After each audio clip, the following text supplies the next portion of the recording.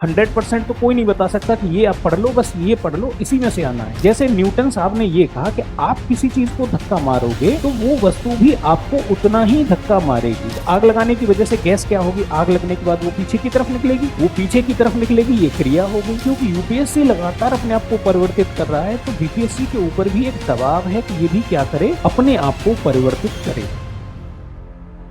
आप लोग बीपीएससी की तैयारी करने के लिए आए हैं, अधिकारी बनेंगे, और तैयारी करने का मतलब ये थोड़ी ना कि सिर्फ तैयारी करनी है। मन में तो होगा कि बनने ही जाना है, और होना भी चाहिए, क्योंकि सबसे पहला तो वही है कि हमारे दिमाग में वो चीज पहले बनती है, दुनिया में वो चीज बाद में आती है। तो पहले दिमाग में बन गए होंगे, तभी आपने तैयारी शुरू करी होगी कि भाई नहीं, हमको बनना ही बनना है। तो एक तो ये है कि भाई आपकी पर्सनैलिटी में भी वो थोड़ा सा झलकना चाहिए। अब ऐसा नहीं कि आपस में बात करने लग जाते हैं। अब सोचो, बात तो हम फ्री में भी कर सकते हैं, फ्री में कर सकते हैं कि नहीं? उसके लिए आपको ज्ञान बिंदु एकेडमी में पैसे जमा करने के बाद बात करने की क्या जरूरत है, बताइए? पैसे जमा करके, पैसे दे करके कौन बात करता है? वो तो हम फ्री में भी ग्रुप बना के बात कर सकते हैं। तो इसलिए क्लास में आके बात करना मुझे लगता है कि ये सबसे वाहियात काम है। इससे ज्यादा घटिया काम कोई हो नहीं सकता, तो वो तो करना नहीं है हमको, ठीक है ना? जो काम फ्री में हो सकता है उसको पैसे देके नहीं करना है। अच्छा, अब आती है इंट्रोडक्शन की बात। तो भाई इंट्रोडक्शन क्या है बताइए? अगर मैं बहुत अच्छा पढ़ाऊंगा तो इंट्रोडक्शन की कोई जरूरत नहीं है, और अगर मैंने बुरा पढ़ाया तो भी इंट्रोडक्शन की जरूरत नहीं है, क्योंकि बुरी चीजें जितनी जल्दी आप भूल जाओगे उतना ही ज्यादा अच्छा रहता है, ठीक है? वैसे मेरा नाम है मनीष उपाध्याय, और हम यहाँ पे साइंस एंड टेक्नोलॉजी को लेकर के, थोड़ा सा बढ़ाना है वॉल्यूम, ठीक है? तो हम यहाँ पे क्या करेंगे, साइंस एंड टेक्नोलॉजी को पढ़ेंगे। अब साइंस टेक्नोलॉजी की बात करें, विज्ञान और प्रौद्योगिकी की बात करें, तो भाई इसको हम दो तरीके से देखेंगे। पहली बात तो विज्ञान तकनीक का हमारा जो पेपर है बीपीएससी का, वहां पे क्या योगदान रहेगा, एक तो हमको ये समझना पड़ेगा, और ये भी देखना पड़ेगा कि ये जो विषय हम पढ़ रहे हैं, क्या इसका अन्य विषयों पर या हमारी सामान्य जिंदगी में भी कोई योगदान है, क्या इसका कोई फर्क पड़ेगा, क्यों पढ़ना चाहिए हमको, एक ये भी तो प्रश्न आ सकता है। तो अगर हम बात करें बीपीएससी की, तो बीपीएससी पीटी में ये हमको 30 क्वेश्चन यहां से मिल जाते हैं, कभी एक दो कम, कभी एक दो ज्यादा, एवरेज आप 30 मान के चलिए। वैसे अगर ऑल ओवर आप अभी तक का देखें, 1992 से लेके अब तक, तो जो सबसे ज्यादा प्रश्न पूछे गए हैं वो इसी सेक्शन से पूछे गए हैं। और अगर मोटा मोटी बात करें तो भाई साइंस एंड टेक्नोलॉजी से कितने प्रश्न? 30। हिस्ट्री से कितने प्रश्न? 30 लगभग। और करंट अफेयर से कितने प्रश्न? लगभग 30-35, 40 या मान लीजिए आप। अब अगर 40 मान के चलेंगे तो 30 और 30 60 और 40 100, कट ऑफ कितना गया? 88, 80, 84, कभी मतलब 90 के आसपास मान के चलिए। हाईएस्ट कट ऑफ आप 90 मान के चलिए जर्नल का। जर्नल का ही कट ऑफ सबको लेके चलना है, कैटेगरी चाहे जो भी हो, उसकी वजह होती है। आप अपने दिमाग में अगर ये मान के चलेंगे कि नहीं हमारा तो कम जाता है, तो इसका मतलब आपके दिमाग ने पहले ही सोच लिया कि हमको कम पढ़ना है। और जब पहले ही सोच लिया, इसका मतलब सफलता से आप बाकियों से एक कदम पहले ही क्या हो चुके हैं? पीछे हो चुके। तो ये अपने दिमाग में नहीं लाना कि हमारी कट ऑफ तो कम लगती है, तो हमको अलग टाइप से सोचना है। नहीं, जर्नल का ही कट ऑफ लेके चलना है हमेशा। उसकी मेंटेलिटी उससे तैयार होती है उस टाइप की। तो कायदे में देखा जाए तो इन 3 टॉपिकों से ही पीटी तो पास हो जाना चाहिए। लेकिन पीटी पास करने के लिए हमको और भी विषय पढ़ने पड़ते हैं। उसकी वजह यह है कि देखो, कोई भी ऐसा नहीं हो सकता कि वो 150 क्वेश्चन करके आए और उसके 150 क्या हो? सही हो।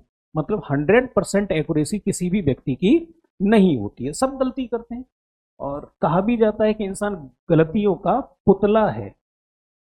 जो इंसान गलती नहीं करता वो या तो इंसान नहीं है, देवता हो सकता है, या फिर वो सिर्फ कल्पना है। कोई भी ऐसा इंसान नहीं हो सकता जिसने गलती ना करी हो या जो गलती ना करे। गलती करनी चाहिए, गलतियों से ही हम सीखते भी हैं। इसका मतलब हमारी 100% एक्यूरेसी नहीं होगी। तो वैसे केस में क्या करना चाहिए फिर? और भी विषयों पे हमको फोकस करना चाहिए। तो करेंगे हम सारी विषय, लेकिन ये जो विषय है ये हमारे लिए सबसे ज्यादा जरूरी हो जाता है। पीटी में बात करें तो पीटी में भी ये क्या करता है हमारे लिए, सॉरी मेंस में भी ये हमारे लिए बहुत बहुत ज्यादा योगदान करता है। 2 क्वेश्चन आएंगे इससे, एक आएगा जिसमें आएंगे शॉर्ट टाइप के क्वेश्चन और एक आएगा जिसमें से लॉन्ग टाइप के क्वेश्चन आएंगे। ये एक आएगा, ये 4 से 5 आएगा। ठीक है। अब जब अगर हम बात करें कि भाई जो सिलेबस है, जो हमारा बीपीएससी का पीटी का सिलेबस है, तो पीटी के सिलेबस की अगर हम बात करें तो पीटी में हमसे पूछा जाता है सामान्य सामान्य विज्ञान, जर्नल साइंस। जर्नल साइंस की हम बात करें तो इसके 3 सेक्शन हमको देखने को मिलते हैं, एक फिजिक्स भौतिक विज्ञान, केमिस्ट्री और बायोलॉजी जीव विज्ञान। 3 सेक्शन हमको देखने को मिलते हैं, यही अब तक का पैटर्न रहा है। और मेंस की अगर हम बात करें तो मेंस में हमको तकनीकी या प्रौद्योगिकी से प्रश्न पूछता है। अब लेकिन जो अब पिछले साल और उससे पिछले साल का पेपर एनालाइज करेंगे, भाई हमको पीवाईक्यू जो पिछले सालों में पेपर बने हैं उनको भी पढ़ना है। उसकी वजह यह है कि हमको माइंड सेट का आइडिया लगेगा। देखो, मैं ये नहीं बता सकता कि ये वाला प्रश्न पूछा जाएगा, आप भी नहीं बता सकते, कोई नहीं बता सकता कि ये वाला प्रश्न पूछा जाना है अगले साल, ये तो कोई नहीं कह सकता ना, क्योंकि पेपर बनाने वाला कोई और है। तो हमको क्या समझना पड़ेगा कि भाई बीपीएससी का पैटर्न क्या है, वो किस टाइप से चीजों को फ्रेम करता है। अगर उस पैटर्न को अगर हमने थोड़ा पकड़ लिया तो हमारे लिए रास्ता क्या हो जाएगा, थोड़ा आसान हो जाएगा। 100% तो कोई नहीं बता सकता कि ये आप पढ़ लो, बस ये पढ़ लो, इसी में से आना है, ये तो कोई नहीं कह सकता। इसका मतलब क्या हुआ कि हमको पिछले 2, 3, 4 या 5 साल के पेपरों को देखना पड़ेगा। तो अभी तक का पैटर्न ये था कि पीटी में सिर्फ सामान्य विज्ञान और मेंस में सिर्फ प्रौद्योगिकी। लेकिन अब पिछले 2 सालों में क्या हुआ है कि वो प्रौद्योगिकी के कुछ प्रश्नों को क्या करने लगा है, जनरल साइंस में पूछने लगा है। अब क्योंकि प्रौद्योगिकी अपने आप में साइंस से अलग कोई चीज नहीं होती है। उदाहरण के लिए जैसे हम बात करें, विज्ञान क्या है, तो विज्ञान सैद्धांतिक होता है। किसी वैज्ञानिक ने बताया कि भाई ये कोई तथ्य है, उसको हमने विज्ञान कह दिया। और उस तथ्य का अगर आप अपनी सामान्य जिंदगी में प्रयोग कर रहे हैं तो उसको हम क्या कहने लग जाएंगे, प्रौद्योगिकी कहने लग जाएंगे। जैसे न्यूटन साहब ने ये कहा कि आप किसी चीज को धक्का मारोगे तो वो वस्तु भी आपको उतना ही धक्का मारेगी। इसको न्यूटन का तीसरा नियम कहते हैं, गति का। इसको क्रिया प्रतिक्रिया का नियम भी कहते हैं। अब नॉर्मली देखा जाए तो भाई इस मेज को अगर मैं धक्का मार रहा हूं तो ये मेज भी मुझे क्या कर रही है, धक्का मार रही है। अब इस सिद्धांत का प्रयोग करके हमने क्या लिया, हमने एक कोई खाली, जैसे मान लीजिए इसको खाली किया और अंदर इसमें क्या कर दिया, बारूद भर दी, ठीक है, गन पाउडर भर दिया। फिर इसमें जब हम आग लगाएंगे तो आग लगाने की वजह से गैस क्या होगी, आग लगने के बाद वो पीछे की तरफ निकलेगी, वो पीछे की तरफ निकलेगी, ये क्रिया हो गई।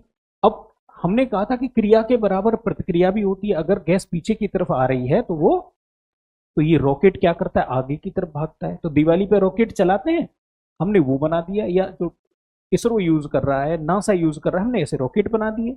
इसका मतलब जो न्यूटन का तीसरा नियम है वो क्या हो गया, वो सामान्य विज्ञान या विज्ञान का भाग हो गया, क्योंकि सैद्धांतिक रूप से है।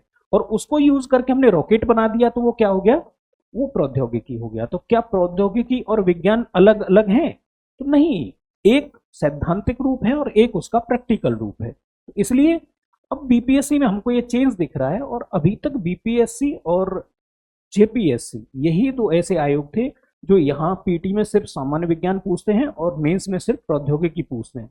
लेकिन अब बाकी के आयोगों को देख करके सभी एक दूसरे से सीखते हैं और ये सब फॉलो किसको करते हैं, कहीं ना कहीं इनडायरेक्टली यूपीएससी को।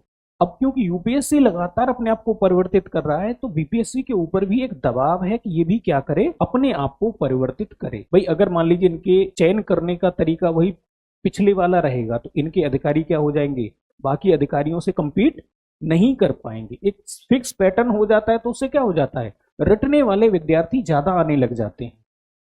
और अधिकारी होने के लिए रटने वाला नहीं चाहिए, क्योंकि जनता के बीच में जब आप जाओगे तो नई नई परिस्थितियां आएंगी हर बार एक नई परिस्थिति आएगी तो हर बार आपको एक नए तरीके से सोचना पड़ेगा। इसका मतलब विद्यार्थी कैसा होना चाहिए, या जो जा रहा है वहां पे ऑफिसर बन के, वो ऐसा होना चाहिए कि हर एक प्रॉब्लम को वो अलग ढंग से सॉल्व करे। अब ऐसा ना हो कि भाई कहीं झगड़ा हो गया, एसएसपी साहब को बुलाया गया कि एसएसपी साहब आइए आप झगड़ा सॉल्व कर दीजिए। अब गांव वालों ने पकड़ के एसएसपी साहब को बिठा लिया, अब तुमको तब छोड़ेंगे, ये काम पहले यहाँ करके जाओ। एसएसपी साहब वहीं रोने लगे, अरे साहब छोड़ दीजिए भाई, कोई बचा लीजिए। सिपाही से कह रहे मुझे बचा लो। तो गड़बड़ हो जाएगी कि नहीं। तो अधिकारी ऐसा होना चाहिए, आपने देखा होगा कहीं दंगा हो जाता है, सिपाहियों से कंट्रोल नहीं होता तो उनके बड़े अधिकारी को बुला के लाते हैं, उससे भी कंट्रोल नहीं होता तो फिर कोई आईएएस आईपीएस इस टाइप का अधिकारी आता है, वो आता है 2-4 बात करता है और उसी में मैटर क्या हो जाता है, सॉल्व हो जाता है। इसका मतलब बात करने के लिए, प्रॉब्लम को सॉल्व करने के लिए डिसीजन लेना आना चाहिए, और डिसीजन लेना आने के लिए आपको हर बार आयोग क्या करता है, पैटर्न में बदलाव लाता है ताकि जो सबसे अच्छे दिमाग हैं वो आ सकें सेवा में। तो इसलिए पैटर्न में चेंज क्या हो रहा है, प्रौद्योगिकी से भी प्रश्न अब पीटी में पूछे जा रहे हैं। तो इसको हम सामान्य विज्ञान को पढ़ेंगे पीटी स्टाइल से, मतलब बुलेट फॉर्म बना करके पॉइंट फॉर्म में शॉर्ट नोट्स बनाएंगे। बहुत इतना भी शॉर्ट नहीं बनाएंगे कि अगली बार अपने ही नोट्स हम पढ़ें तो भूल जाएं कि भाई हमने क्या लिखा था। इतना लॉन्ग भी नहीं बनाएंगे कि पता पता चला कि भाई फिजिक्स के नोट्स हमने 300 पेज के बना लिए, हमने सब कवर कर लिया, कुछ भी नहीं छोड़ा है। लेकिन जब तक आप रिवीजन नहीं करेंगे 3 बार 4 बार 5 बार, तब तक सिलेक्शन नहीं हो सकता। कितने भी अच्छे हो सकते हैं, होशियार बहुत हो सकते हैं।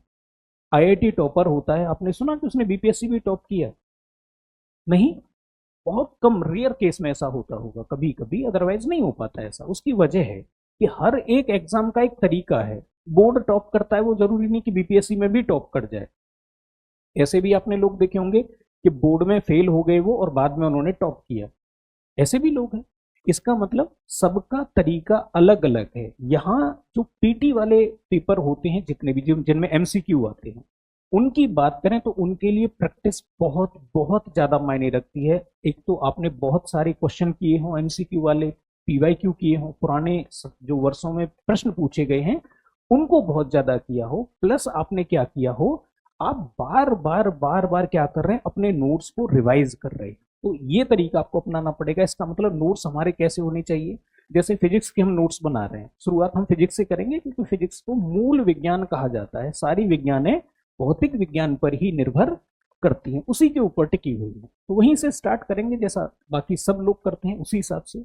अब एक बात यहाँ पे ये आती है कि हमने नोट्स बना लिए, तो पहली बात तो हमको नोट्स बनाने के लिए मटेरियल कौन कौन से यूज करने हैं, ये भी तो एक समस्या आती है। नॉर्मली क्या होता है कि भाई हम, हमारा कोई मित्र है, उससे हम इन्फ्लुएंस हो गए। कई बार किसी टॉपर को हम सुनते हैं, उसने बताया कि मैंने तो ये वाली किताबें पढ़ी थी और इनसे मैं सक्सेस हुआ, तो हम क्या करते हैं, उस टॉपर ने कोई किताब बताई, हमने वो किताब मार्केट से जाके ले ली। कई बार हमारा कोई मित्र होता है, कोई सलाहकार होता है, किसी टीचर ने कहा, वो वाली किताब हमने ले ली। तो आखिर हम कौन से सोर्स फॉलो करें अपनी तैयारी के लिए। साइंस की बात करेंगे हम, साइंस में हमें सोर्स कौन से फॉलो करने हैं। तो भाई एक तो सोर्स क्या हो गया आपका, स्रोत की बात करें कि स्रोत कौन कौन से रहेंगे हमारी तैयारी के लिए।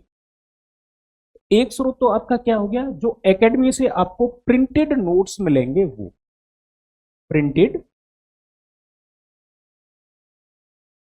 नोट्स। दूसरा, आप एनसीईआरटी या फिर बिहार बोर्ड की कोई ना कोई पुस्तक आपके पास हो या आपने ले रखी हो, कोई भी एक फॉलो करना। अब ये नहीं कि अब भाई एनसीईआरटी भी पढ़ रहे हैं फिर बिहार बोर्ड की पुस्तक भी पढ़ रहे हैं, वो नहीं करना है। एससीईआरटी कोई भी एक फॉलो कर लेना। और तीसरा हम बनाएंगे क्लास में जो कुछ भी लिखेंगे। तो ये तो हो गए हमारे क्या, प्राइमरी। अब हमने यहाँ पे ये क्यों लिए हैं, एनसीईआरटी या एससीईआरटी क्यों लिया है, क्योंकि भाई जो पेपर बनता है वो इन्हीं पुस्तकों को ध्यान में रख के बनता है। कई बार आपने देखा होगा कि जो आयोग है वो कुछ प्रश्नों को गलत प्रिंट कर देता है, गलत तरीके से पूछ देता है।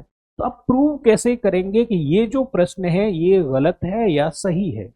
उसके लिए आप मेरा जो मैंने लिखवाया है उसको लेकर के तो आप कोर्ट में नहीं जा सकते ना, कोर्ट उसको नहीं मानेगा ना। आप क्लास के जो प्रिंटेड नोट्स हैं उनको लेकर के जा सकते कि हमारे नोट्स में तो ये लिखा हुआ है, इसको मान लीजिए। तो आप कैसे प्रूव करेंगे कि आपने जो पढ़ा है वो सही है या जो आपने किया है वो सही है। तो उसके लिए भाई पेपर किसके लिए दे रहे हैं आप, सरकार के लिए। ये बुक्स किसने निकाली हुई है, सरकार ने। तो सरकार की बुक ही ले जा करके उनको बताइए कि आप ही की बुक में ये दे रखा है और इसलिए ये सही करिए आप इसको, ठीक है।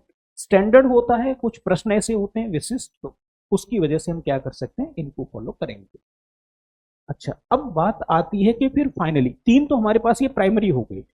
अब फिर बाद में करना क्या है, बाद में करना ये है कि जैसे आप मान लीजिए पढ़ते चले जा रहे हैं, तो जब सेकंड रिवीजन करेंगे सेकंड रिवीजन करेंगे मतलब एक बार आपने पूरा पढ़ लिया है, आपके नोट्स बन चुके हैं, फिर आप क्या करिए, क्लास नोट्स को और प्रिंटेड नोट्स को एक साथ पढ़िए।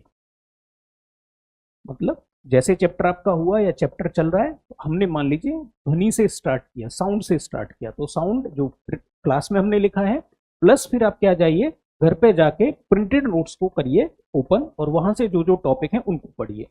अब होगा क्या कि देखो क्लास में एक बात ये रहती है कि एक कॉमन तरीके से सबको पढ़ाना है। इसमें साइंस बैकग्राउंड के भी स्टूडेंट होंगे, इसमें आर्ट बैकग्राउंड के भी स्टूडेंट होंगे, कॉमर्स वाले भी होंगे, इसमें सब तरह के हैं ना। तो हम एक क्या करेंगे, एक मीडियम लेके चलेंगे कि भाई एक मध्यम स्तर लेके चलेंगे। अब जो आर्ट वाले हैं हो सकता है उनके लिए कुछ फैक्ट ऐसे हो कि उनको ज्यादा चीजें लिखने की जरूरत पड़ेगी, उनको क्या करना है, प्रिंटेड नोट्स में से क्लास नोट्स में क्या कर देना है, ऐड कर देनी है कुछ इन्फॉर्मेशन। साइंस वाले स्टूडेंट होंगे, हो सकता है उनके लिए वो इन्फॉर्मेशन किसी काम की ना हो, तो वो बस एक बार रफली क्या कर लेंगे, प्रिंटेड नोट्स को पढ़ डालेंगे। इसके बाद प्रिंटेड नोट्स में आप देखेंगे हर एक चैप्टर के बाद आपको एमसीक्यू दे रखे हैं, वो एमसीक्यू लगाने हैं। कई बार क्या होता है कि एमसीक्यू की जो लैंग्वेज है वो आपको कंफ्यूज करती है, तो आप जब 10, 15, 20 या 50 एमसीक्यू करेंगे किसी एक चैप्टर से, किसी एक टॉपिक से, तो आपकी और ज्यादा पकड़ वहां पे मजबूत हो जाएगी। वहां से भी आपको हो सकता है कि 2-4 फैक्ट ऐसे मिल जाए जो आपके लिए जरूरी हो। अब मैं बार बार ये कह रहा हूं कि हर एक स्टूडेंट के लिए ये फैक्ट अलग अलग हो सकते हैं। कोई अगर मान लीजिए साइंस बैकग्राउंड का है तो वो ये कहेगा कि ये चीज लिखने की कोई जरूरत नहीं है, तो कॉमन जानकारी की बात है। आर्ट वाले स्टूडेंट के लिए वो ये लग सकता है, भाई जैसे आर्ट का स्टूडेंट हिस्ट्री के नोट्स बना रहा है तो वो बहुत सारी चीजों को क्या करता जाएगा, स्किप करता जाता है, अरे ये तो पता ही है मुझे, इसको क्या लिखना है। नोट्स किस चीज का बनाते हैं, जो हमको पता नहीं होता उस इन्फॉर्मेशन को बनाते हैं ना नोट्स में।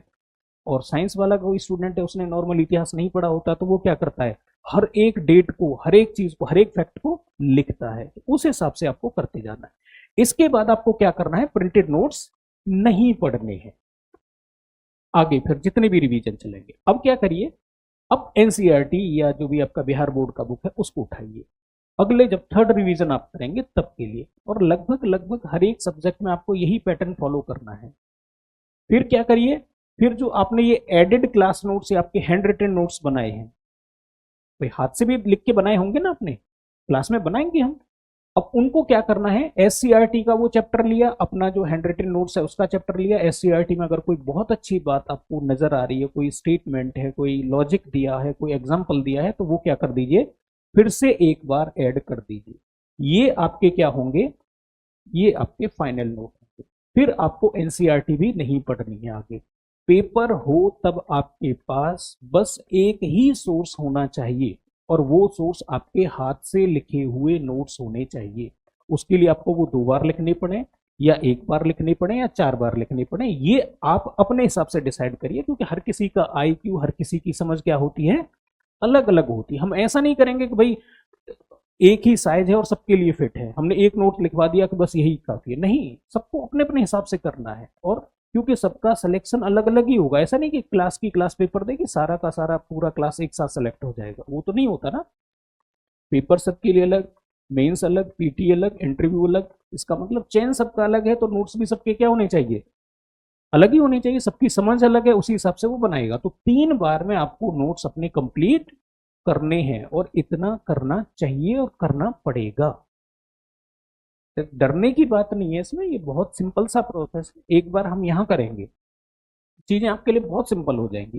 फिर बस आपको प्रिंटेड नोट्स को पढ़ते जाना है, उसके एमसीक्यू करते जाने हैं, जो भी चीजें आपको लगे अपने नोट्स में ऐड करते जाना है।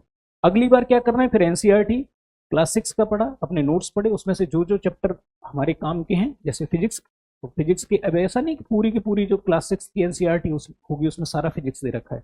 उसमें 1-2 चैप्टर फिजिक्स के हैं, 1-2 चैप्टर केमिस्ट्री के हैं, 1-2 चैप्टर बायोलॉजी के हैं, कुछ पर्यावरण के भी चैप्टर हैं। तो उनमें से अपने काम का चैप्टर निकाला हमने फिजिक्स में, वो ऐड कर दिया। 7वीं की एनसीईआरटी उठाई, अपने काम का चैप्टर निकाला, उस चैप्टर को पढ़ा, और अपने प्रिंटेड नोट्स में उसको क्या कर लिया, उसमें हैंड रिटन नोट्स में क्या कर लिया, एड ऑन कर लिया। इतना करेंगे तो 100% आपका पीटी होगा। होने को तो मैं ये भी कह सकता हूं कि भाई सिर्फ जो हम लिखते चले जाएंगे, जो लिखते चले जाएंगे, ये प्रोसेस कई बार हम लोग कर चुके हैं, तो वैसे तो उसमें कोई ऐसा पॉइंट बचेगा नहीं कि बाहर बच निकल जाए। लेकिन फिर भी देखो, जो तरीका होता है तैयारी का वो ये होता है। भाई आपको तरीका पता होना चाहिए ना। अब मैं ये कह दूं कि मैं जो पढ़ा रहा हूँ बस वही ब्रह्मास्त्र है, उसके अलावा बाहर कुछ नहीं पढ़ना है, अगर आपने बाहर से पढ़ लिया तो अनर्थ हो जाएगा। तरीका ये है, क्लास में नोट्स बनाइए, उसमें एड ऑन करिए कम से कम 2 बार अलग अलग सोर्स से। इसके बाद फिर आपसे कोई कुछ भी कहे कि ये वाली बुक पढ़ लो, ये सबसे बेस्ट है, मार्केट में ये मटेरियल आया है, ये सबसे बढ़िया है, उस कोचिंग का मटेरियल पढ़ लीजिए, कुछ नहीं पढ़ना। फिर बस अपने आप पे विश्वास रखिए, लगातार इनको क्या करते जाइए, रिवीजन करते रहिए। और जो नोट्स हैं, अगर जैसे हम बात करें कि भाई फिजिक्स के नोट्स की लेंथ क्या हो, या हम क्योंकि फिजिक्स टॉपिक स्टार्ट कर रहे हैं इसलिए केवल उसी की बात कर रहे हैं, केमिस्ट्री का अलग होगा, बायोलॉजी का अलग होगा, एवरेज मान लीजिए सबसे 10-10 प्रश्न आते हैं। लेंथ कितनी होनी चाहिए, तो लेंथ इतनी होनी चाहिए कि अगर आपका फिजिक्स का नोट्स आप 2 दिन में आराम आराम से भी रिवाइज कर रहे हैं, 2 दिन में रिवाइज नहीं कर पा रहे हैं, तो इसका मतलब आपके नोट्स सही नहीं है। अगर आप फास्ट रिवीजन करते हैं तो पूरे साइंस के नोट्स को अगर आप 2 दिन में रिवाइज नहीं कर पा रहे, 2 दिन में साइंस पूरा रिवीजन, तो आपने नोट्स सही नहीं बनाए हैं, आपका पैटर्न गलत है। इसका मतलब 2 दिन का मतलब आप मान लीजिए कि आपके हाथ से जो लिखी हुई चीजें हैं वो 200 पेज के आसपास होने चाहिए। नोट्स इससे ज्यादा अगर हैं 250 तक चल जाएगा, लेकिन अगर इससे भी ज्यादा 500 पेज का नोट्स आपने बना रखा है तो गड़बड़ है फिर, क्योंकि इतने बड़े नोट्स को रिवीजन कर नहीं पाओगे, रिवीजन नहीं कर पाओगे तो भाई एमसीक्यू नहीं होंगे पेपर में जाके, और मामला वहीं गड़बड़। आपके अगर 200 पेज से बहुत ज्यादा अगर नोट्स बन रहे हैं तो इसका मतलब पैटर्न में क्या आ गई, ग्लिच है, गड़बड़ी है।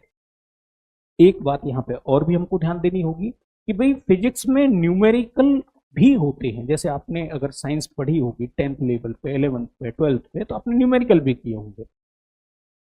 विज्ञान बहुत विस्तृत है, हमको उसमें से बहुत सारी चीजें छोड़नी भी पड़ेंगी। अब हमको देखना पड़ेगा कि हमारा बीपीएससी हमसे क्या पूछता है, तो बीपीएससी न्यूमेरिकल नहीं पूछता है, इसलिए न्यूमेरिकल के चक्कर में नहीं पड़ेंगे, क्योंकि आप एक ऐसी जगह पे अपनी ऊर्जा खर्च कर रहे हैं जो पेपर में पूछी ही नहीं जाती है। अब प्रिंटेड नोट्स जब आप पढ़ेंगे तो उसमें न्यूमेरिकल भी दे रखे हैं, उसकी वजह है कि जो नोट्स बनाए गए हैं वो क्या है, एक ओवरऑल नोट्स है, वो बीपीएससी के लिए भी है, वो यूपीएससी के बच्चे के हिसाब से भी है, और उसमें आप देखेंगे वो रेलवे के बच्चे के हिसाब से भी है। रेलवे के अगर आप पेपर देखेंगे, चाहे वो ग्रुप डी का हो या 10+2 का या ग्रेजुएशन लेवल का हो, उनमें न्यूमेरिकल आते हैं फिजिक्स के। अब क्योंकि सबके लिए नोट्स बनाया गया है तो इसलिए उन बच्चों के लिए क्या किया गया है, प्रिंटेड नोट्स में न्यूमेरिकल भी ऐड किए गए हैं, बट ये हमारे काम के नहीं है, तो न्यूमेरिकल नहीं करने हैं। समझ में आ गया, क्योंकि उस चीज को नहीं करना है जो हमारे काम में नहीं आनी है, उसको बिल्कुल भी नहीं करना। आपको क्या करना है, फिर उसमें अभ्यास प्रश्न दे रखे होंगे हर एक चैप्टर के बाद, 200, 300, किसी में 50, किसी में 20, जैसा चैप्टर की लेंथ है उस हिसाब से वो आपको करते चलना है। हम ऐसा नहीं करेंगे, हम यहाँ पे भी क्या करेंगे, बोर्ड पर भी प्रश्नों को क्या करेंगे, एमसीक्यूज को हल करेंगे जो अलग अलग पेपरों में पूछे गए हैं चैप्टर वाइज, उनको भी सॉल्व करते चलेंगे जहां भी जैसी जरूरत पड़ेगी, ताकि हमको ये पता लगे कि जिस हिसाब से हम पढ़ रहे हैं क्या वो डायरेक्शन हमारी सही है। पता चला कि पूरा पढ़ने के बाद हमने देखा कि क्या हम सही रास्ते पर हैं, तो फिर रास्ता ठीक करने का कोई मतलब नहीं बनता है। तो हम ये भी करेंगे कि साथ साथ में 10, 15, 20 जो भी जितनी भी जरूरत हो, चैप्टर की कैसा इंपॉर्टेंस है उस हिसाब से कुछ प्रश्न हम यहाँ पे भी करेंगे एमसीक्यू टाइप के। ठीक है, अब आती है बात प्रौद्योगिकी। तो भाई प्रौद्योगिकी में एनसीईआरटी और ये सारी चीजें ज्यादा हेल्प नहीं करेंगी, क्योंकि जो एनसीईआरटी या स्टेट बोर्ड की जो किताबें होती हैं वो विज्ञान के लिए लिखी गई हैं। प्रौद्योगिकी क्या है, ये करंट अफेयर से रिलेटेड ज्यादा है, इसमें लगातार परिवर्तन होते रहते हैं, घटनाएं होती रहती हैं। और तो इसके लिए क्या करेंगे, इसके लिए मूल रूप से हैंड रिटन नोट्स ही काम आएगा, और बड़ा फिक्स सा सिलेबस है, उसके फिक्स से क्वेश्चन रहते हैं, बहुत ज्यादा ऐसा परिवर्तन नहीं है। तो हम क्या करेंगे, वहां पे हमारे पास पैटर्न थोड़ा सा क्या हो जाएगा। अगर हम बात करें टेक्नोलॉजी के लिए, तो टेक्नोलॉजी के लिए हमारे पास पैटर्न ये हो जाएगा, एक तो जो आपने हैंड रिटन नोट्स हाथ से लिखे हैं, एक तो ये रहेगा, और फिर आपको क्या करना है, जो भी आप करंट की मैगजीन पढ़ेंगे, मंथली मैगजीन पढ़ना स्टार्ट करना होगा आपको, तो वो पढ़नी ही पढ़नी है। उसमें जो भी करंट की जो न्यूज है उनको आप क्या करते जाएंगे, एड ऑन करते जाएंगे अपने नोट्स में। अब भाई जैसे मान लीजिए आज हमने कोई टॉपिक पढ़ा, तो आज तक की तो न्यूज यहाँ कवर हो गई, लेकिन पेपर आज थोड़ी ना है आपका, पेपर होगा मान लीजिए 6 महीने बाद, साल भर बाद, तो वैसे केस में क्या करना है आपको, फिर वो करंट अफेयर की जो भी न्यूज होंगी वो आपको एड ऑन करते चले जाना है उस टॉपिक। बस उतना है, मैं बताता चलूंगा कि कैसे कैसे क्या क्या करना है, पर मेंस के लिए इस हिसाब से तैयार करना है और पीटी के लिए इस हिसाब से तैयार करना है। तो ये नोट्स बनाने की तकनीक होगी। अब फिर आते हैं कि हमारी जो कॉपी है उसमें नोट्स कैसे बनाना है। अब भाई जब स्टार्ट कर रहे हैं तो हर चीज बतानी पड़ेगी ना, कि क्योंकि ये गलतियां हम ऑलरेडी कर चुके हैं। गलतियां कर करके सीखना। मान लीजिए एक सड़क में कोई गड्ढा है, उस गड्ढे से, उस सड़क से मैं गुजरा तो उस गड्ढे में गिर गया। अब मैं वहां से चुपचाप निकल जाऊं, फिर मुझसे पीछे जो आएगा वो भी क्योंकि गड्ढा है तो गिरेगा वहां पे, फिर अगला आएगा वो भी गिरेगा। तो बढ़िया क्या है कि भाई वहां पे एक बोर्ड लगा दिया जाए कि यहाँ पे क्या है, गड्ढा है। तो मैं बस वही बोर्ड लगाने का काम कर रहा हूँ कि कहाँ कहाँ पे गड्ढे हैं, जहां जहां पे हम लोग गिर चुके हैं, जहां पे आपको गिरना ना पड़े। भाई इससे क्या हो जाएगा, आपके प्रयास बच जाएंगे। यही तो तरीका होता है कि हम दूसरों से क्या करें, सीखते चलें। अब जरूरी थोड़ी ना है कि अपनी जिंदगी छोटी सी है, हर एक एक्सपेरिमेंट अगर खुद ही करके देखेंगे तो ये जिंदगी तो एक्सपेरिमेंट में ही निकल जाएगी। अपने लिए कभी कब क्या करेंगे हम, इसलिए हमको क्या करना है, वो गलतियां नहीं करनी है जो कॉमनली की जाती है। नोट्स बनाने कैसे हैं कॉपी में, भाई आपको बार बार मैं बोल रहा हूँ ना, ऐड करना है आपको। ऐड कैसे करेंगे, तो जैसे मान लीजिए आपका जो पेज है A4 साइज का, उसमें आप क्या करिए, 3 हिस्से अपने दिमाग में सोच के रखिए, एक हिस्सा, दूसरा हिस्सा, तीसरा हिस्सा। तो इन 2 हिस्सों में आपको क्या करना है, नोट्स बनाने हैं, और एक हिस्सा क्या कर देना है, छोड़ देना है। छोड़ेंगे नहीं तो ऐड कहां से करेंगे। कोई चीज आपने मान लीजिए कोई एमसीक्यू किया, वो एमसीक्यू में कोई ऐसा फैक्ट लगा आपको कि नहीं यार ये तो मेरे नोट्स में होना चाहिए, मुझे याद नहीं रहेगा, पेपर के लिए आगे याद नहीं रहेगा, तो वो क्या कर देना है आपको, एड ऑन कर देना है। ट्राई करिए 2 या 3 तरह की कलर पेन यूज करिए। जैसे आपने ब्लैक और ब्लू का यूज कर लिया यहाँ पे मेन नोट्स बनाने के लिए, तो जब एड ऑन करें तो उसके लिए ग्रीन, रेड या किसी अदर कलर को यूज करिए, ताकि आपको दिमाग में ये रहे।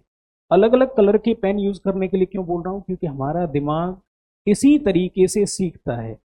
आप अगर आपके नोट सजे हुए हैं, अलग अलग टाइप से बने हुए हैं, तो दिमाग उस चीज को जल्दी कैप्चर करेगा। एक ही तरफ से आपने बना रखा है तो आपका दिमाग उस चीज को नहीं करेगा एक्सेप्ट, या जल्दी भूलने की जो समस्या है वो इस वजह से होती है। तो कोशिश करिए। अब जैसे मान लीजिए आपने कोई फैक्ट यहाँ पे ऐड ऑन किया, और मान लीजिए रेड कलर से आप ऐड ऑन कर रहे हैं, तो आप जब भी नोट्स पढ़ेंगे तो आपको ये याद रहेगा कि मैंने कोई एक क्वेश्चन किया होगा, और मेरी जो यहाँ पे मेन जो मेरे नोट्स लिखे हुए हैं उसकी नॉलेज की वजह से ये क्वेश्चन मुझसे नहीं हुआ होगा, मैंने इसलिए इसको क्या किया है, ऐड किया है। ये जो आप अलग से फैक्ट ऐड करेंगे, आप इसको 1-2 बार ही रिवाइज करेंगे और लाइफ टाइम ये आपको क्या रहेगा, याद रहेगा, भूलेंगे नहीं। एक ये तरीका है। तो नोट्स आप इस स्टाइल से बनाइएगा। वैसे तो आपकी मर्जी है भाई, आपने ऑलरेडी पॉलिटी में पढ़ लिया होगा कि ये देश में संविधान है, संविधान से चलता है, सभी लोग स्वतंत्र हैं, सभी के अपने अधिकार हैं, और आर्टिकल 19 और 21 ये कहता है कि आपका जो मन करे वो करिए भाई, लेकिन आपकी वजह से किसी दूसरे को नुकसान नहीं होना चाहिए। तो आपकी जो मर्जी वैसे नोट्स बनाइए, लेकिन नोट्स बनाने का जो साइंटिफिक तरीका है, सही तरीका है, वो यही है। फिर बाकी आपकी मर्जी है। ठीक है।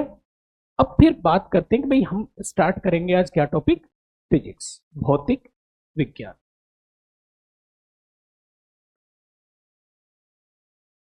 भौतिक विज्ञान। अब हमको सिलेबस पता रहना चाहिए कि भाई आखिर हमको इसमें पढ़ना क्या क्या है। ये जो टॉपिक है,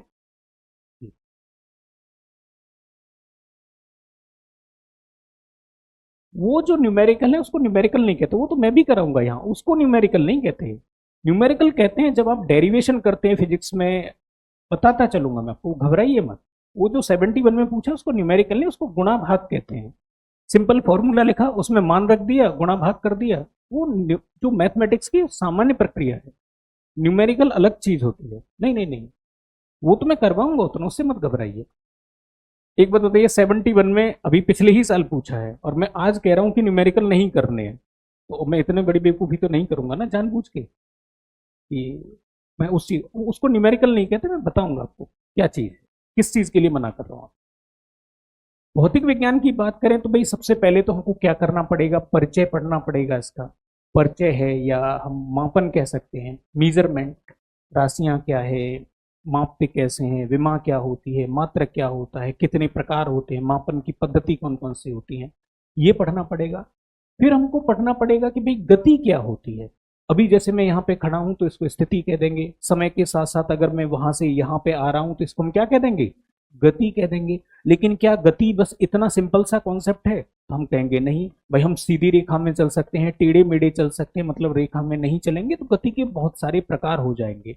अब गति अगर हो रही है तो विज्ञान में बिना नियम के कुछ भी नहीं होता है। इसका मतलब इसको डिफाइन करने के लिए कुछ वैज्ञानिक होंगे, और वैज्ञानिक क्या करेंगे, बताएंगे कि गति कैसे कैसे होती है। जैसे हम न्यूटन के नियम पढ़ेंगे, गैलीलियो के नियम पढ़ेंगे, गति के समीकरण पढ़ेंगे, उनकी हम बात करेंगे यहाँ पे। गति तथा गति के नियम कह सकते हैं आप। एक टॉपिक में हम क्या पढ़ेंगे कि भाई गुरुत्वाकर्षण के बारे में हम पढ़ेंगे। गुरुत्वाकर्षण, यहां से खूब प्रश्न पूछा जाता है। हम घर्षण के बारे में पढ़ेंगे, घर्षण बल। हम गतियों के और भी प्रकार हैं, जैसे वृत्तीय एवं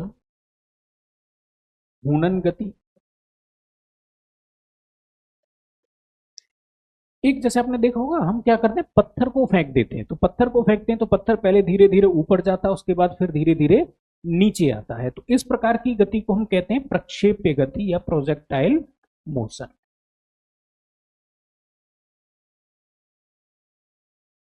इसके अलावा पदार्थ के गुण,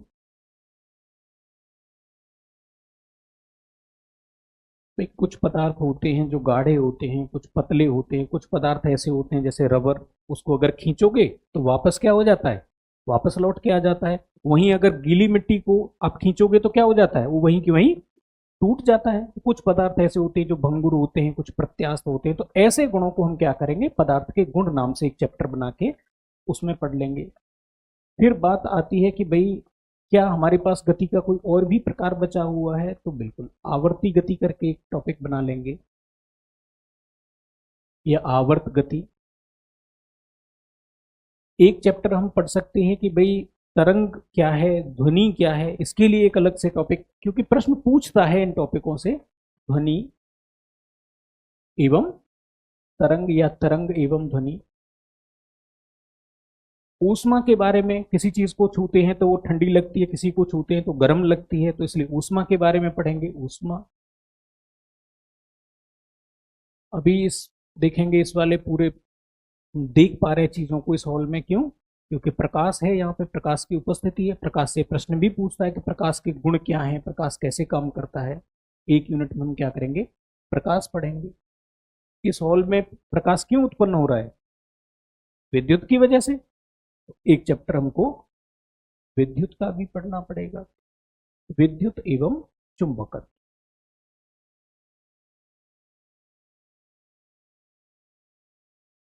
एक चैप्टर हमको पढ़ना पड़ेगा कि भाई मॉडर्न फिजिक्स कह सकते हैं आप, आधुनिक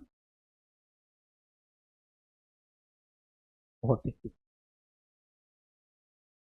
क्योंकि अब जिस हिसाब से पैटर्न में चेंज हो रहा है, जिस हिसाब से वो नई नई चीजों को ला रहा है, टेक्नोलॉजी वाली चीजों को भी ला रहा है, तो हमको क्या करना पड़ेगा, कुछ ऐसे टॉपिक होते हैं जो ना तो हम टेक्नोलॉजी में कवर करते हैं और ना ही सामान्य रूप से उसको फिजिक्स में कवर करते हैं। तो वो जो टॉपिक बच जाते हैं उसको हम क्या करेंगे, आधुनिक भौतिकी में कवर कर लेंगे। इतने सारे चैप्टरों में हमको इसको डिवाइड करना है, और बाकी अगर कुछ बचा भी होगा इसमें से तो उसको भी क्या करेंगे, कवर करेंगे। छोड़ना हमको कुछ भी नहीं है। कोशिश ये रहेगी कि अगर आप सिर्फ क्लास नोट्स भी पढ़ रहे हैं तो भी आपका काम हो जाए। पर देखो, मैं फिर भी कह रहा हूँ 100% एक्यूरेसी नहीं हो सकती किसी भी चीज़ की, और तैयारी भी हमको 100% की नहीं करनी चाहिए। आप कब कहेंगे भाई ये क्या तरीका हुआ कि 100% की तैयारी नहीं करनी चाहिए। उदाहरण के लिए जैसे 30 प्रश्न आने हैं विज्ञान से, तो मान लीजिए 25 प्रश्न हमारे जो हैंड रिटेन नोट्स हैं उसमें से आ जाएंगे। तो सबसे बढ़िया तरीका क्या है कि भाई रिवाइज करो बार बार हैंड रिटेन नोट्स को। अब इसमें से मान लीजिए कि 3 प्रश्न के लिए आपको क्या करना पड़ेगा, कोई एक और बुक पढ़नी पड़ेगी। मान लीजिए HC वर्मा से उसने पूछ दिया, किसी भी एक स्टैंडर्ड बुक से उसने उठा करके, उसके लिए आपको 3 प्रश्नों के लिए मान लीजिए एक और बुक पढ़नी पड़ेगी। अब बचे कितने, 2 प्रश्न। 2 प्रश्नों के लिए इसके लिए एक बुक, इसके लिए एक सोर्स, 3 प्रश्नों के लिए एक और सोर्स और 2 प्रश्नों के लिए एक और सोर्स। तो आपको बढ़िया क्या लगता है, 100% की तैयारी करेंगे तो आपको कई सारे मल्टीपल सोर्स से पढ़ना पड़ेगा, मतलब आपके पास किताबों का ढेर लग जाएगा।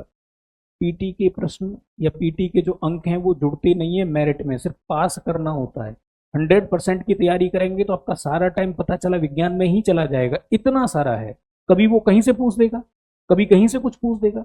तो बढ़िया क्या है, आप एक सोर्स पकड़िए जिससे मैक्सिमम क्वेश्चन आते हैं, वो सोर्स पकड़िए और बस उसी को बार बार बार बार पढ़ते रहिए। ये मल्टीपल जो क्वेश्चन है, अच्छा कई बार क्या होता है कि बहुत सारे ऐसे स्टूडेंट होते हैं जो नॉन सीरियस रहते हैं। नॉन सीरियस कहने का मतलब उनको फंसाने के लिए आयोग जानबूझ के ऐसे प्रश्न डालता है कि जिनका उत्तर आप नहीं निकाल सकते। विज्ञान से नहीं, इसको इतिहास से एक एग्जाम्पल लेके पूछेंगे।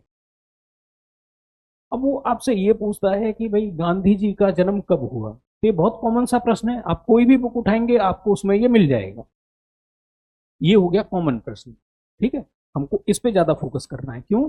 क्योंकि इसको सभी स्टूडेंट सही करके आएंगे। अगर ये प्रश्न हमसे गलत हो गया तो आप समझ लीजिए कि उसी टाइम हम मेरिट से क्या हो गए, बाहर हो गए, क्योंकि हमने वो वाला प्रश्न गलत कर दिया जो कोई भी गलत नहीं करेगा। अब स्टूडेंट को फंसाने के लिए वो क्या पूछेगा, गांधी जी के पास साबरमती आश्रम में 2 बकरियां थी, जो काली वाली बकरी थी उसका नाम बताओ। अब तुम बुक ढूंढ रहे हो, अब ऐसा नहीं है किसी बुक में उसका नाम भी लिखा होगा, बिल्कुल लिखा होगा जरूर। अब तुम ढूंढ रहे हो कि एक फॉरेन राइटर ने उस बकरी का नाम लिखा है, अब उस फॉरेन राइटर की गांधी जी के बारे में जो बुक है उसको पढ़ डालते हैं। तो ये सबसे बड़ी बेवकूफी है। ये जो बकरी का नाम पूछा गया है ये सिर्फ फंसाने के लिए है, ये प्रश्न करने के लिए था ही नहीं। आपको तो उस प्रश्न को देखते ही क्या कर देना है, गलत कर देना है, कट मार देना कि इसको तो मुझे टच ही नहीं करना, पढ़ना ही नहीं है इसको, तो पूरा तो छोड़िए, हटाइए इसको। ऐसे प्रश्नों में नहीं फंसना है। आप 150 प्रश्न देखेंगे पीटी के पेपर में, कम से कम 10 प्रश्न इसी नेचर के होते हैं। हर पेपर में ऐसा ही होता है, लेकिन जैसे आप यूपीएससी वगैरह की तरफ जाएंगे तो ये जो पॉसिबिलिटी है, प्रोबेबिलिटी है, ये थोड़ी सी और ज्यादा बढ़ जाती है। आप जैसे दरोगा है, पुलिस है, इसमें जाएंगे तो इस तरह के प्रश्न थोड़े से कम होते चले जाते हैं। लेकिन हर एक एग्जाम में ऐसे प्रश्न होते जरूर हैं। बीपीएससी में भी ऐसे प्रश्न पूछते हैं, तो 10 प्रश्न तो ऐसे आने हैं जिनको आपको टच भी नहीं करना है। वो तो बस उन लोगों के लिए हैं जो बस इमेज बनाने के लिए अपने पड़ोसियों में कि देखो ये एसडीएम की तैयारी कर रहा है हमारा बच्चा, इसलिए उन्होंने फॉर्म भर दिया, उन लोगों को बाहर करने के लिए।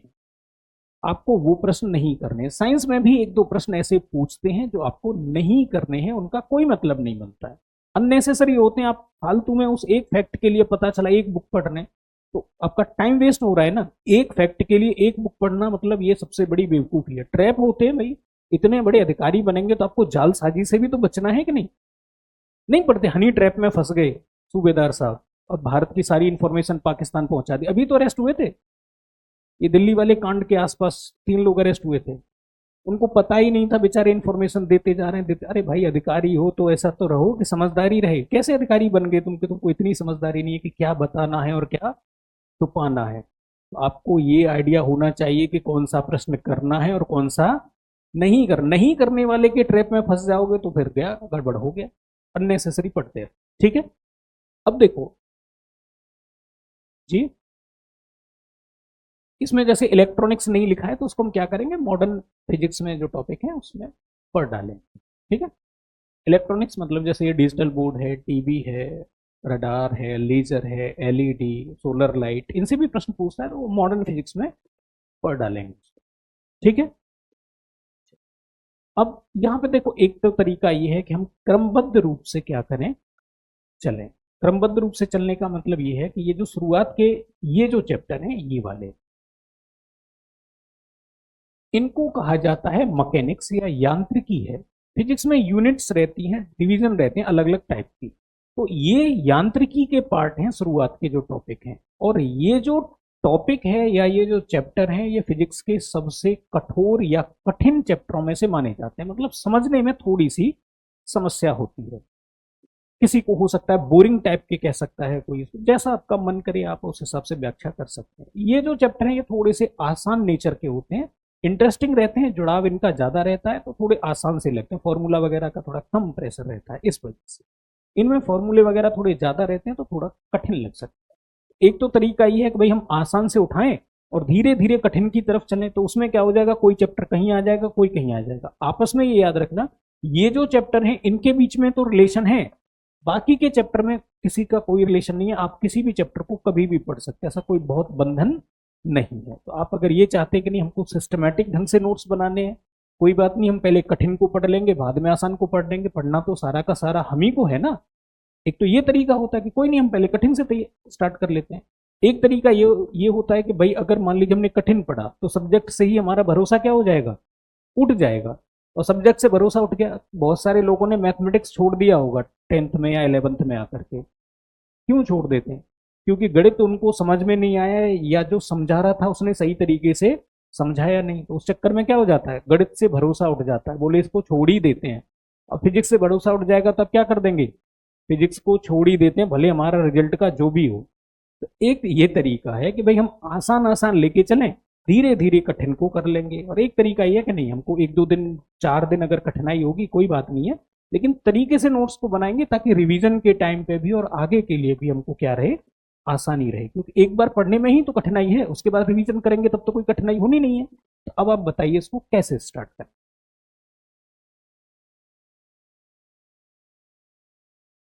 सिस्टमैटिक ढंग से चले फिर, ठीक, क्रम से चले मतलब तुम, ठीक। अब चैप्टर का नाम डाल लेंगे परिचय या मापन, चैप्टर 1।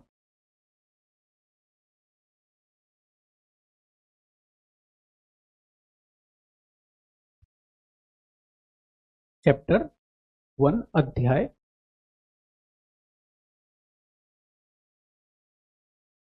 परिचय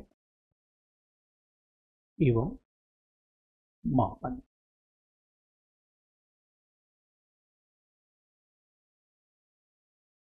देखो, विज्ञान ऐसी चीज है जिसमें जब तक आप प्रश्न नहीं पूछेंगे तब तक इसको पढ़ने का कोई मतलब नहीं बनेगा। मतलब अगर हम पढ़ रहे हैं तो आपके मन में प्रश्न उठने ही चाहिए, प्रश्न नहीं उठ रहे हैं तो इसका मतलब हम सही तरीके से, जी, अच्छा ठीक। Introduction and measurement.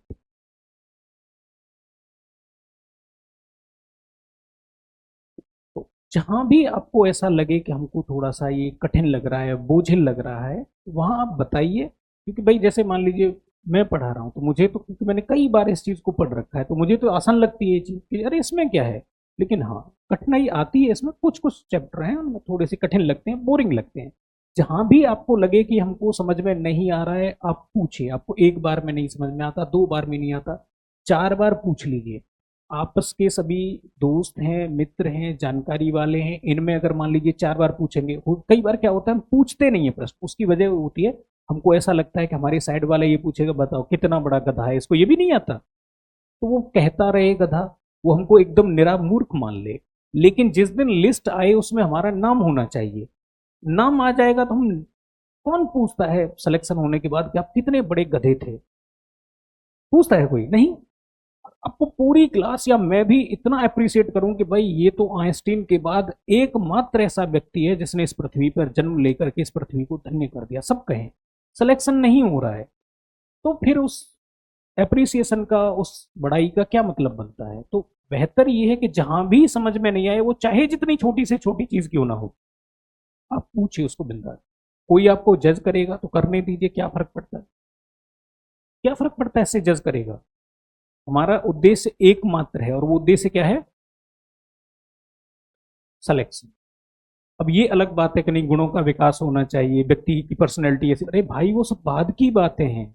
अभी तो प्राइमरी उद्देश्य क्या है, एकमात्र सिलेक्शन। सिलेक्शन हुआ तो आप अच्छे हैं, आप सभी गुण हैं आपके अंदर, आप गुणवान हैं, धनवान हैं, ज्ञानवान हैं, सब हैं आप।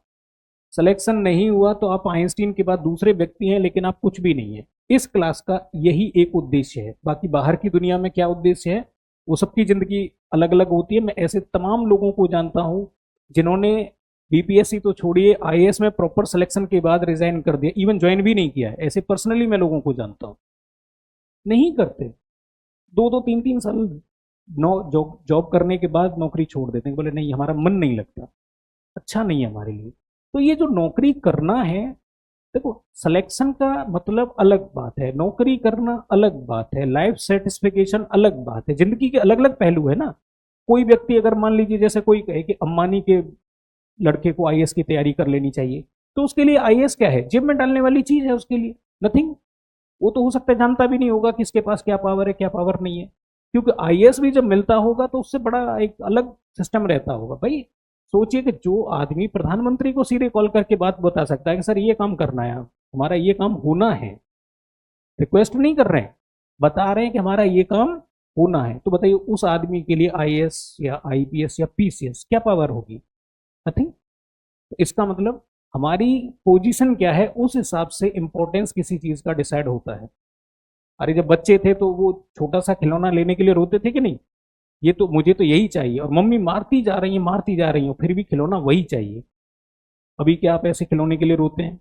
अभी अगर मैं आपको वो खिलौना गिफ्ट करूं तो आप कहेंगे बताइए सर क्या बेइज्जती कर रहे हैं आप, हम इस लायक हैं क्या? इसका मतलब जैसे जैसे आपकी पोजीशन बदलती जाती है आपका परसेप्शन बदलता जाता है चीजों को लेकर, ठीक है। इस क्लास में आप आए हैं तो मतलब यहाँ पे एक ही प्राइमरी उद्देश्य है, सिलेक्शन पेपर पास करना। वो कैसे पास करेंगे, दिन रात पढ़ करके पास किया या अक्कड़ बक्कड़ करके मार के आगे वैसे पास कर दिया? अक्कड़ बक्कड़ समझते हैं ना, ABCD ऐसे करके 3-4 बार रखा, जहां भी हमारा हाथ रुक गया वही गोला कर दिया, उसको कहते हैं अक्कड़ बक्कड़। कोई जानकारी नहीं है, बस गोला कर देना, ठीक है। इसको पढ़ते तो सबसे पहले तो भाई ये समझ लेते हैं कि विज्ञान क्या है, तभी ना ठीक तरह से आएगा। नोट भी करते चलेंगे साथ साथ में, ठीक है। विज्ञान, विज्ञान को हम कहते हैं साइंस। अच्छा, कुछ शब्दों का आपको ये भी ध्यान रखना है कि कुछ शब्द जैसे बिल्कुल एकदम प्योर हिंदी वाले भी होंगे इसमें, विज्ञान में कुछ शब्दों को आपको इंग्लिश में भी याद करना पड़ेगा, या करना ये चाहिए कि वो इंग्लिश में ही याद करने चाहिए। वजह ये होती है कई बार कि वो इंग्लिश के शब्दों को देवनागरी में लिख देता है। जैसे कई बार जैसे उसने मान लीजिए एक शब्द है ऊर्ध्वपातन, और कई बार इसको क्या लिख देगा, सब्लिमेशन ऐसे लिख देगा।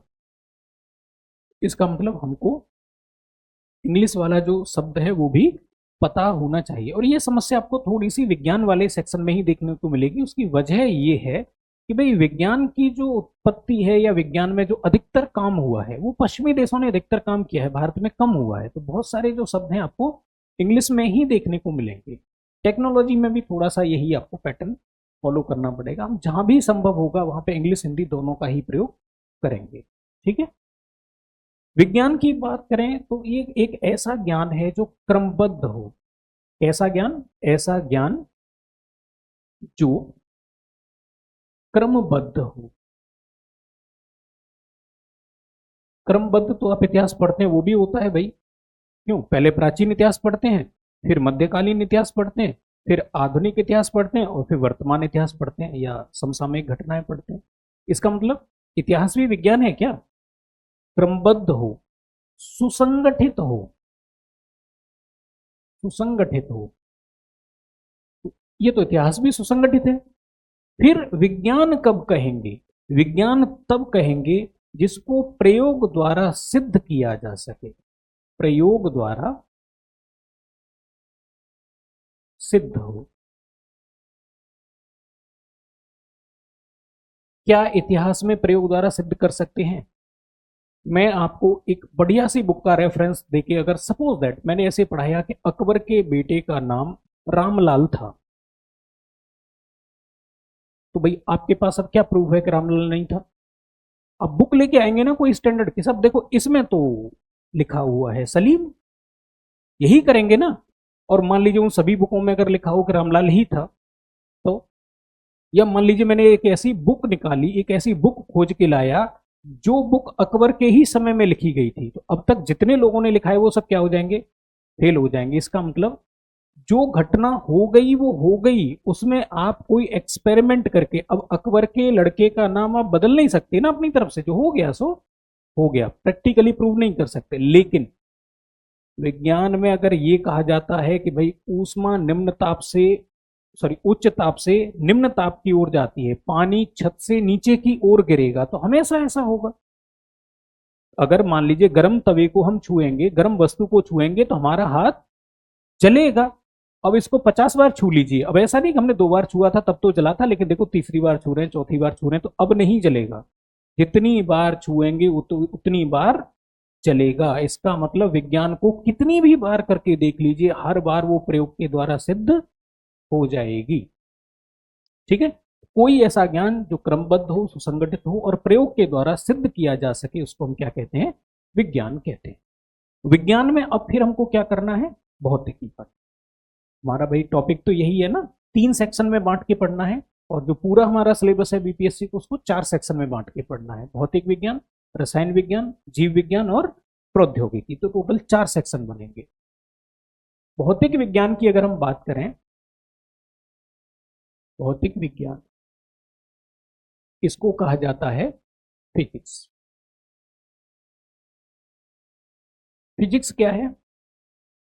तो द्रव्य, एक होता है द्रव। द्रव का मतलब कोई तरल चीज, जैसे पानी। द्रव्य क्या मतलब है कि ये पेन भी द्रव्य है, मैं भी द्रव्य हूं। हर एक चीज, चाहे वो ठोस रूप में हो, द्रव रूप में हो या गैस रूप में हो, द्रव्य कहलाती है, मैटर कहलाती है, अर्थात पदार्थ भी कह सकते हैं इसको, द्रव्य कह सकते हैं, इसको द्रव्य कह सकते हैं, या इसको पदार्थ भी कह सकते हैं। पदार्थ तथा ऊर्जा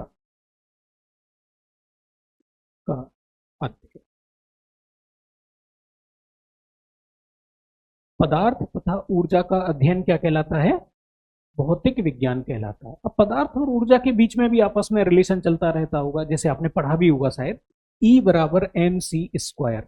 आइंस्टीन का एक फॉर्मूला है, E बराबर एम सी स्क्वायर, मतलब द्रव्यमान को ऊर्जा में बदल सकते हैं, ऊर्जा को द्रव्यमान में बदल सकते हैं। द्रव्यमान द्रव्यमान के बीच में भी कुछ ना कुछ रिलेशन चलते होंगे, जैसे मैंने इस मेज को धक्का मारा, या जैसे मान लीजिए कि कुर्सी को गोल घुमा दिया, तो ये ऐसे द्रव्यमान द्रव्यमान के बीच में कुछ चीजें चल रही होंगी जिनको हम गति कह सकते हैं, या जो गति हो रही है उसके पीछे एक कारण होगा जिसको हम बल कह सकते हैं। तो बल है, गति है, ये सब द्रव्य से रिलेटेड चीजें हो जाएंगी। तो कुल मिलाकर के द्रव्य और ऊर्जा के बारे में पढ़ना, उनको जानना, उनके बीच के रिलेशंस को समझना ही क्या कहलाता है?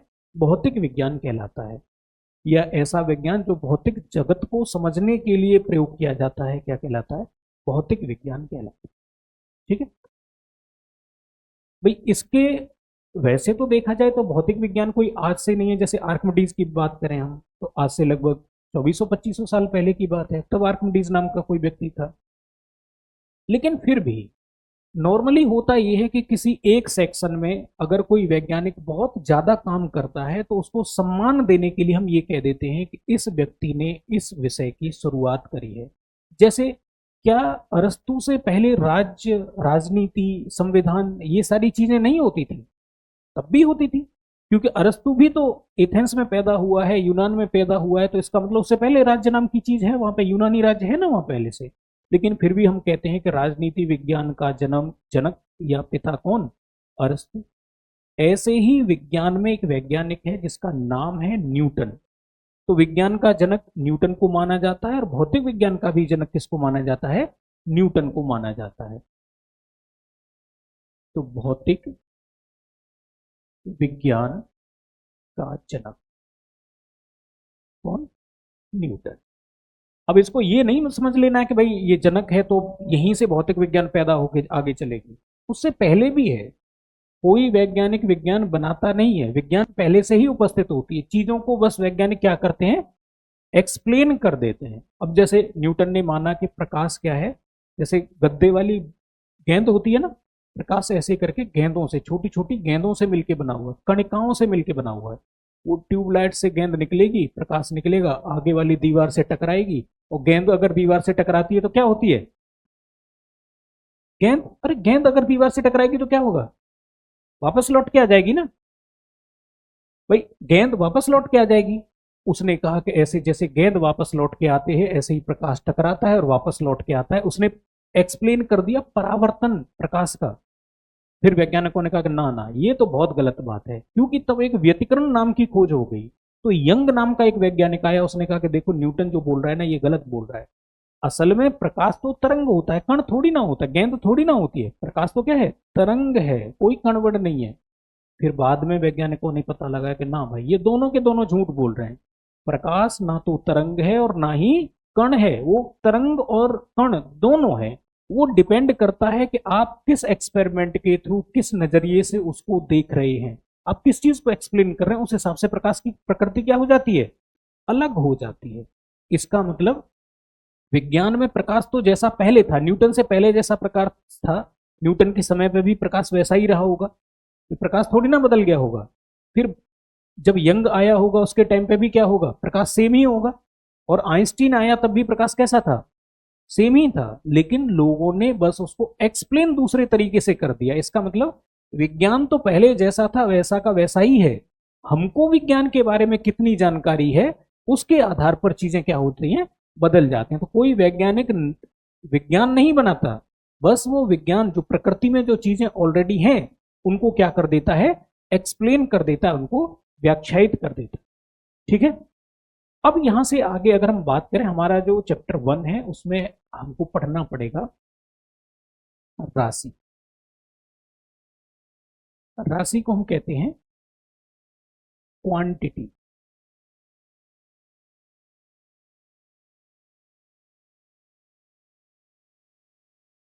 भाई जैसे कोई गुण है, मान लीजिए कोई व्यक्ति लंबा है तो ये उसका लंबाई उसका क्या है, गुण हो गया। कोई व्यक्ति का द्रव्यमान ज्यादा है, कोई भारी है तो ये उसका गुण हो गया। कोई पतला है, किसी का द्रव्यमान कम है तो ये उसका गुण हो गया। ठीक है। कोई तेज तेज चल रहा है और कोई धीमे धीमे चल रहा है, इसका मतलब ये उसका गुण हो गया। कोई गोरा है, ये उसका गुण है। कोई बुद्धिमान है, ये उसका गुण है। कोई एकदम गधा है, मूर्ख है, ये भी उसका गुण है। अब वो बुरा गुण है कि अच्छा गुण है ये अलग मैटर करता है, गुण तो है ना, बुरा अच्छा वो एक अलग बात है, बदनाम में भी नाम है। ठीक है। इसका मतलब राशि क्या है, गुणों को गुणों को दर्शाने का तरीका या माध्यम। गुणों को दर्शाने का तरीका या माध्यम क्या कहलाता है, राशि कहलाता है। ठीक है। अब गुण कैसे हो सकते हैं, भाई गुण को आप माप भी सकते हो। जैसे अगर मैं ये कहूं कि इस बोर्ड की लंबाई क्या है, तो मैं इसको नाप सकता हूं ना, कि भाई 2 foot, 3 foot, 4 foot, 5 foot, 6 foot कितना है, बड़े आराम से बता सकता हूं। या 2 मीटर है, 1 मीटर है, इसका मतलब लंबाई को नापा जा सकता है, चौड़ाई को नापा जा सकता है, समय को नापा जा सकता है। तो कुछ गुण ऐसे होंगे जिनको माप सकते हैं, कुछ गुण ऐसे भी तो होंगे जिनको माप नहीं सकते हैं। जैसे सुंदरता, क्या मापन हो सकता है सुंदरता का, नहीं, क्योंकि कितना भी बदसूरत हो उसकी अगर मम्मी को पूछेंगे तो क्या बताएगी कि मेरा बाबू राजा बाबू है। इसका मतलब ये मापन नहीं हो सकता। कोई बुद्धिमान है तो क्या बुद्धिमानी का सही सही मापन हो सकता है, नहीं हो सकता। आप पीएचडी कर सकते हैं लेकिन निरे मूर्ख हो सकते हैं, बुद्धिमानी का कोई मापन प्रॉपर तरीके से नहीं हो सकता। बहुत बुद्धिमान व्यक्ति बहुत बड़ी गलती कर सकता है और बहुत बड़ा बेवकूफ व्यक्ति बहुत अच्छी चीज कर सकता है जिंदगी में। इसका मतलब बुद्धिमानी का भी कोई प्रॉपर, आईक्यू कह सकते हैं थोड़ा बहुत, लेकिन आईक्यू भी प्रॉपर तरीके से बुद्धिमानी का सही मापन नहीं है। तो गुण कितने प्रकार के हो जाएंगे या राशि कितने प्रकार की हो जाएगी, 2 प्रकार की हो जाएगी। एक जिनको आप माप सकते हैं और दूसरी जिनको आप नहीं माप सकते। तो इसका मतलब राशि के प्रकार कितने, 2। एक को हम कहेंगे अभौतिक राशि, अभौतिक राशि, नॉन फिजिकल क्वांटिटीज।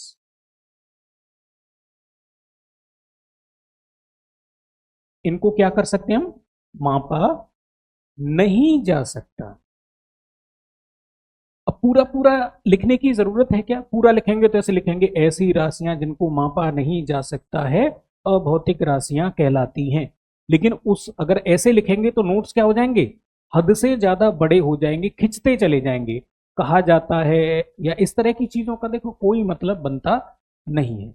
अच्छा, खास बात यह भी है कि भाई हमको पीटी के लिए तैयारी करनी है, पीटी में तो आंसर वो लिख के देता है कि नहीं, अरे आंसर लिख के देगा कि नहीं, प्रश्न पूछेगा उत्तर लिखेगा, प्रश्न पूछेगा उत्तर लिखेगा।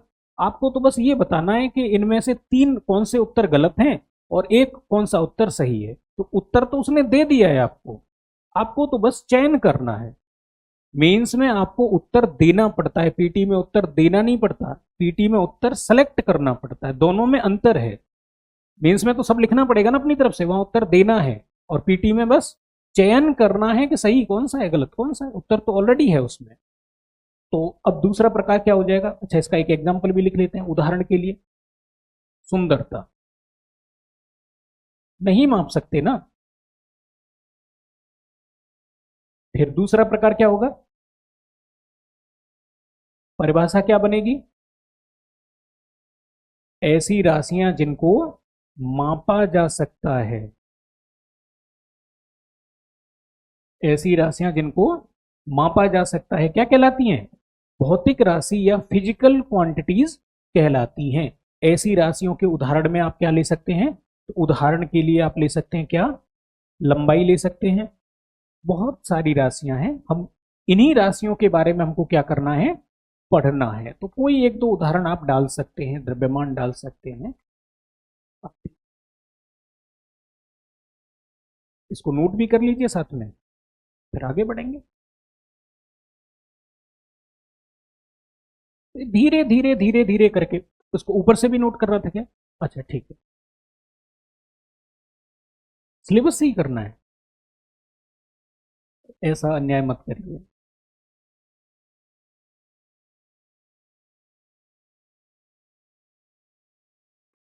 तो और थोड़ा सा नीचे करना है, ठीक है, यहां से तो ठीक है ना, चैप्टर 1 यहां से ठीक है।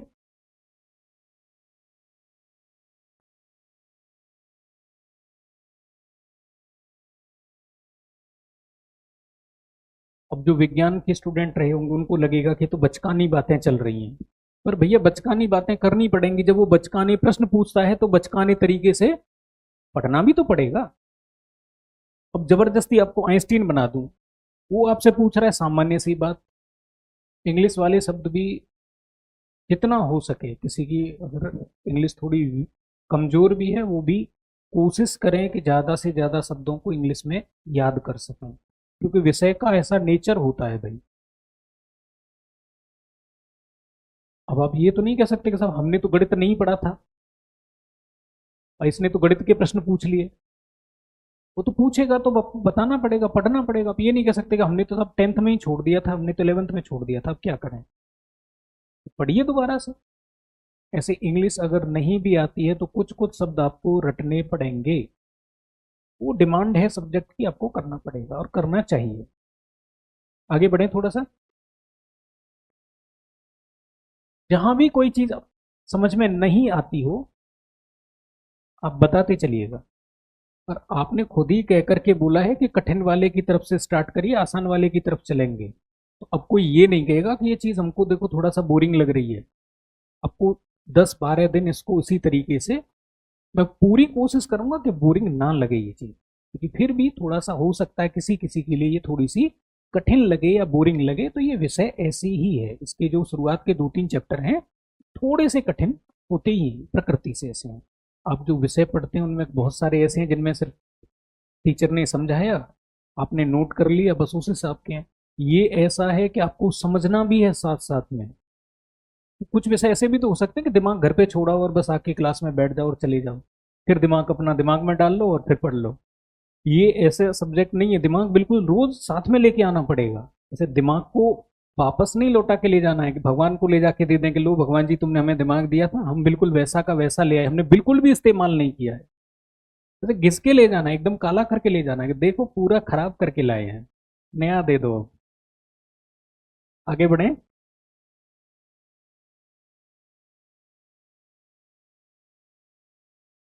छूट गया क्या किसी का,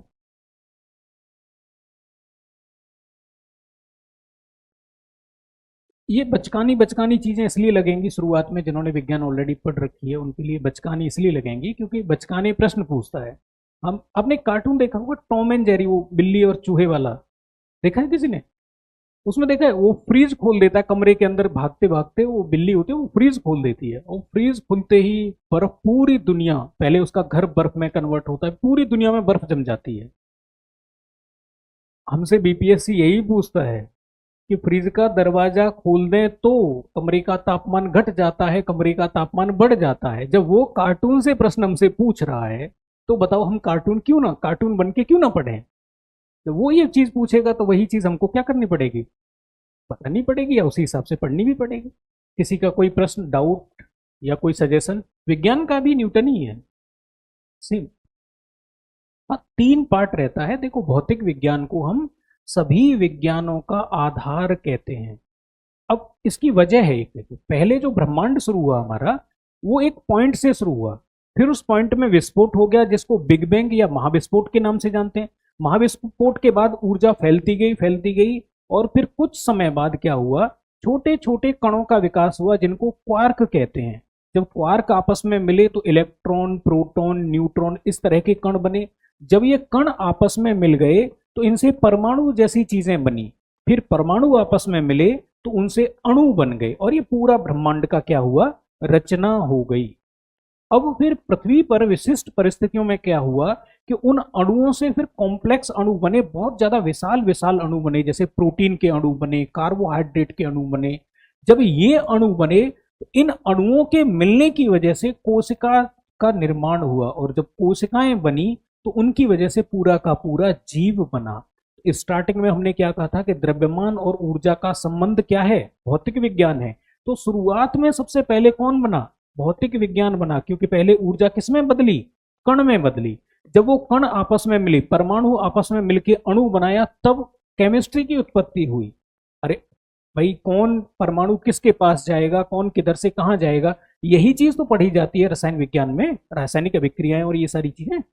और फिर जब पृथ्वी पर हम आते हैं कि भाई अणुओं से बहुत बड़े बड़े अणु बन गए और उनमें जीवन का विकास हो गया, कोशिका बन गई, तब जीव विज्ञान की स्टार्टिंग हुई। तो सबसे एंड में क्या आया, जीव विज्ञान आया सबसे एंड में। इसलिए सभी विज्ञानों का आधार किसे कहा जाता है, भौतिक विज्ञान को कहा जाता है।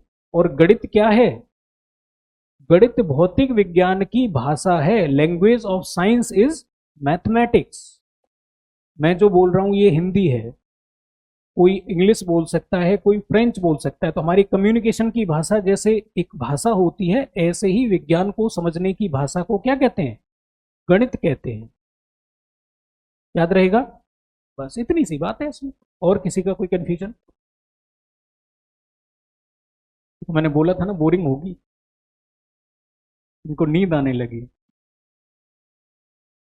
ठीक है, टाइम भी हो गया। अगर किसी का कोई क्वेश्चन हो तो पूछ सकते हैं। बाकी पर डे आपको शर्माना नहीं इस चीज से लेकर के कि हम प्रश्न पूछेंगे तो क्या होगा, बिंदास प्रश्न पूछिए, ठीक है।